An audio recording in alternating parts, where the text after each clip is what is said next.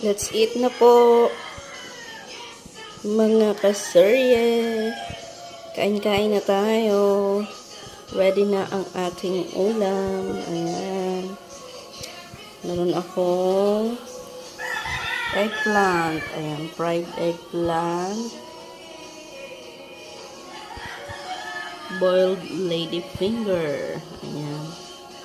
Then, ito yung kanyang sausawan. Soy sauce na may kalamansi at sili. At meron pang isang choice.